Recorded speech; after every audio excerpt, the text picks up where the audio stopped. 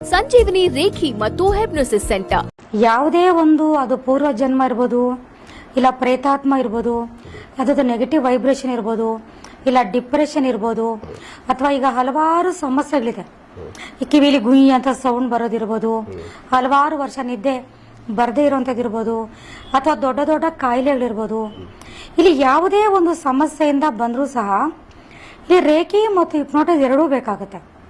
ಯಾಕೆಂದ್ರೆ ಒಬ್ಬ ಪೇಷಂಟ್ ಮೇಲೆ ಅಪ್ಲೈ ಮಾಡಲೇಬೇಕು. ಯಾಕೆಂದ್ರೆ ಹಿಪ್ನೋಟೈಸ್ ಅಲ್ಲಿ ಬಂದು ಮೈಂಡ್ ಅನ್ನ ಸರಿ ಮಾಡೋದು. ನಮ್ಮ ಮೈಂಡ್ ಏನ್ ಮಾಡಿರುತ್ತೆ ಅಂದ್ರೆ ಯಾವುದೇ ಒಂದು ಕಾಯಿಲೆಯನ್ನ ಅಥವಾ ಯಾವುದೇ ಒಂದು ನೋವನ್ನ ಅಥವಾ ಯಾವುದೇ ಒಂದು ಭಾವನೆಗಳನ್ನ, ಅದು ಭಯ ಇರ್ಬೋದು ಅಥವಾ ತುಂಬಾ ಓವರ್ ಖುಷಿ ಇರ್ಬೋದು, ಚಿತ್ರ ವಿಚಿತ್ರವಾಗಿ ಏನಿರುತ್ತೆ ಅದನ್ನೆಲ್ಲ ಅದು ಅಬ್ಸರ್ವ್ ಮಾಡ್ಕೊಂಡಿರುತ್ತೆ.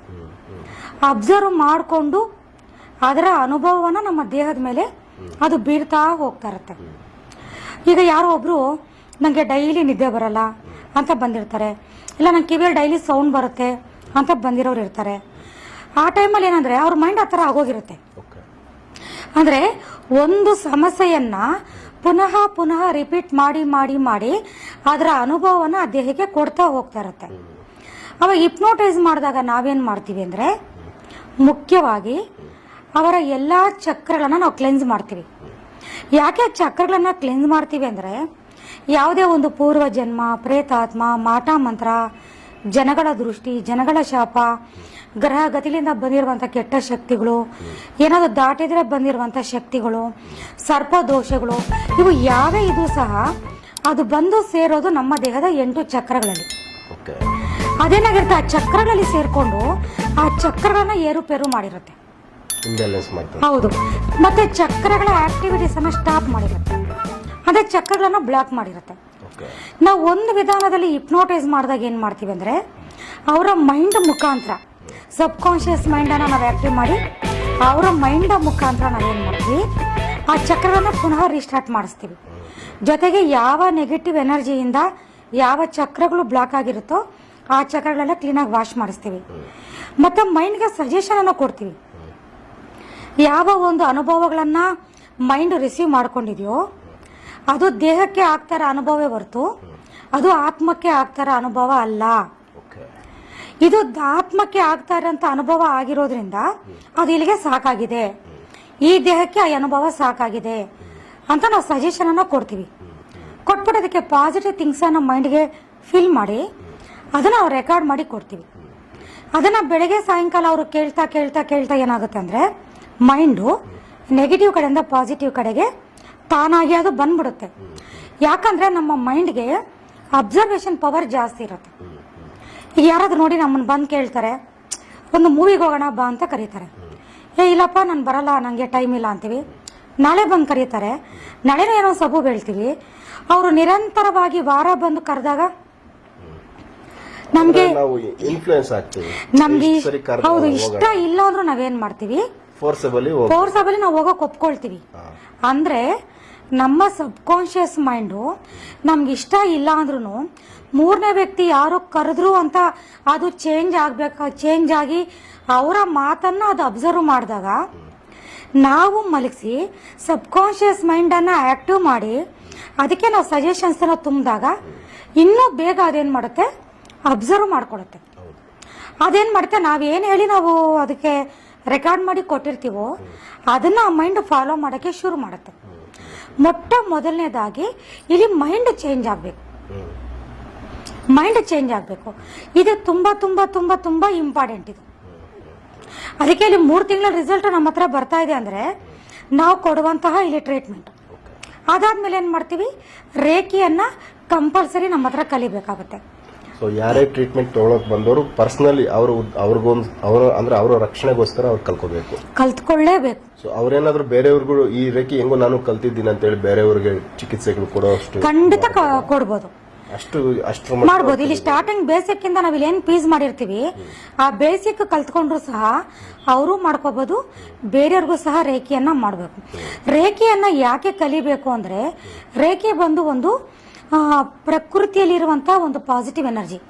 ಅದನ್ನ ರೇಖೆ ಶಕ್ತಿ ಅಂತ ಕರಿಬಹುದು, ದೈವಿ ಶಕ್ತಿ ಅಂತ ಕರಿಬಹುದು, ಕಾಸ್ಮಿಕ್ ಎನರ್ಜಿ ಅಂತ ಕರಿಬಹುದು, ಯೂನಿವರ್ಸಲ್ ಎನರ್ಜಿ ಅಂತ ಕರಿಬೋದು.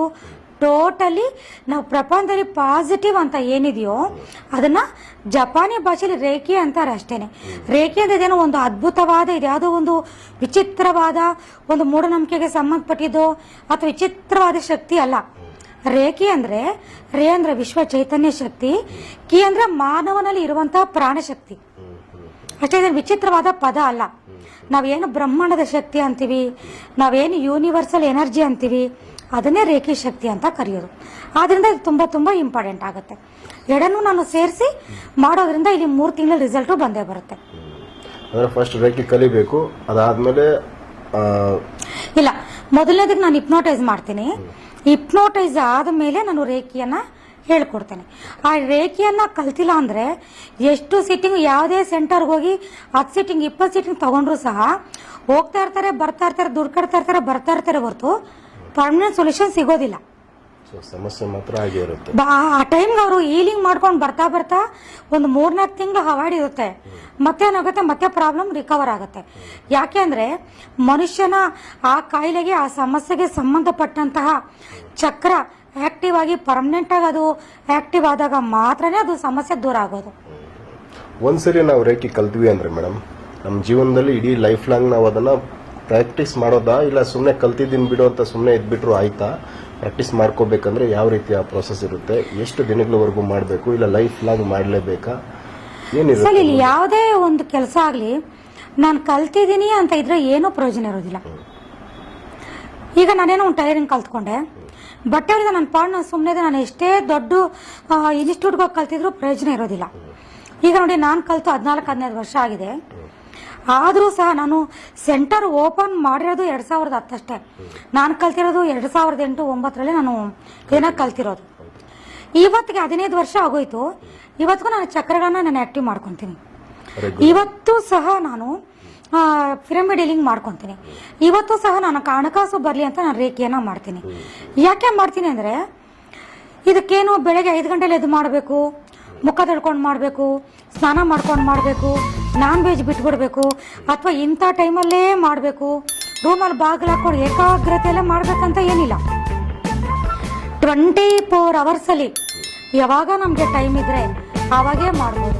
ಟಿವಿ ನೋಡ್ಕೊಂಡು ಮಾಡ್ಕೋಬಹುದು, ಮಕ್ಕಳ ಜೊತೆ ಮಾತಾಡ್ತಾ ಕುತ್ಕೊಂಡು ಮಾಡ್ಕೋಬಹುದು, ಅಥವಾ ಡ್ರೈವಿಂಗ್ ಸ್ವಲ್ಪ ಅದು ನಮಗೆ ಅಭ್ಯಾಸ ಆಗೋದ್ರೆ ಡ್ರೈವಿಂಗ್ ಮಾಡ್ತಾ ಮಾಡ್ತಾ ಮಾಡ್ಕೋಬಹುದು. ಈಗ ನೋಡಿ, ನಾನು ನಮ್ಮೂರಿಂದ ಇಲ್ಲಿಗೆ ಬರೋಷ್ಟೊತ್ತಿಗೆ ಕಾರ್ ಡ್ರೈವಿಂಗ್ ಮಾಡ್ತಾ ಮಾಡ್ತಾನೆ ನಾನು 8 ಚಕ್ರಗಳನ್ನ ನಾನು ಆಕ್ಟಿವ್ ಮಾಡ್ಕೊಂಡ್ಬಿಡ್ತೀನಿ. ಅಂದ್ರೆ ಡಿಸ್ಟರ್ಬ್ ಆಗಲ್ವಾ? ಏನೂ ಆಗಲ್ಲ. ಈಗ ನಿಮ್ ಜೊತೆ ನಾನು ಮಾತಾಡ್ತಾ ನಾನು ಯಾರಿಗೆ ಬೇಕು ರೇಖೆನ ನಾನು ಮಾಡ್ತೀನಿ. ಇಲ್ಲಿ ಮಾತಾಡ್ತಾ ಬ್ಯಾಕ್ಗ್ರೌಂಡ್ ಅಲ್ಲಿ ಈ ರೇಖೆದು ಖಂಡಿತ ಮಾಡಬಹುದು. ಯಾಕಂದ್ರೆ ರೇಖೆ ಬ್ರಹ್ಮ ವಿದ್ಯೆ ಅಲ್ಲ, ಅದು ಸರಿಯಾದ ಗುರುಗಳಿರಬೇಕು, ಸರಿಯಾದ ಮಾರ್ಗದರ್ಶನ ಇರಬೇಕೇ ಹೊರತುನು ರೇಖೆ ಏನು ಅದ್ಭುತ ಪ್ರಪಂಚದಲ್ಲಿ ಕಲಿಯಕ್ಕಾಗಲ್ಲ, ಮಾಡಕ್ಕಾಗಲ್ಲ, 24 ಗಂಟೆ ಕುತ್ಕೊಂಡು ಮಾಡಕ್ಕಾಗಲ್ಲ ಅನ್ನೋ ವಿದ್ಯೆ ಅಲ್ಲ. ಈ ನೋಡಿ, ನನ್ನ ಹತ್ರ ಕಲ್ತಿರೋರು ಆಲ್ರೆಡಿ ನಮ್ಮ ಹೊಸಕೋಟೆಯಲ್ಲಿ ಪೊಲೀಸ್ ಡಿಪಾರ್ಟ್ಮೆಂಟ್ ಅವರು ರೇಖೆಯನ್ನ ಕಲ್ತಿದ್ದಾರೆ, ಲಾಯರ್ಸು ಕಲ್ತಿದ್ದಾರೆ, ಡಾಕ್ಟರ್ಸು ಕಲ್ತಿದ್ದಾರೆ. ಸುಮಾರು ನನ್ನ ಮೊಬೈಲ್ ಚೆಕ್ ಮಾಡಿ 8 ದೇಶಗಳವರು ಆನ್ಲೈನಲ್ಲಿ ಕನೆಕ್ಟ್ ಆಗಿದ್ದಾರೆ. ಜಪಾನು, ಇಸ್ರೇಲಿಯಾ, ಮತ್ತೆ ಲಂಡನ್ನು, ಮತ್ತೆ ಮಸ್ಕೆಟು, ಈ ತರ ತುಂಬಾ ಜನ ನನಗೆ ಕನೆಕ್ಟ್ ಆಗಿ, ಯುರೋಪ್ ತುಂಬಾ ಜನ ಕನೆಕ್ಟ್ ಆಗಿದ್ದಾರೆ. ಯಾರು ಸಹ ನಾವು ಫ್ರೀ ಆಗಿದ್ದೀವಿ, ನಮ್ಗೇನು ಕೆಲಸ ಕಾರ್ಯ ಇಲ್ಲ ಅಂತ ರೇಖೆ ಕಲ್ತವ್ರು ಯಾರು ಇಲ್ಲ. ಅವರು ಎಲ್ಲಾ ಕೆಲಸ ಮಾಡ್ಕೊಂಡೆ, ಹೆಂಗಸರು ಮನೆ ಕೆಲಸ ಮಾಡ್ಕೊಂಡು ಕೆಲ್ಸಕ್ಕೆ ಹೋಗುವಂತವ್ರು. ಪೊಲೀಸ್ ಡಿಪಾರ್ಟ್ಮೆಂಟ್ ಅಂದ್ರೆ ನಿಮ್ಗೆ ಗೊತ್ತಿರೋ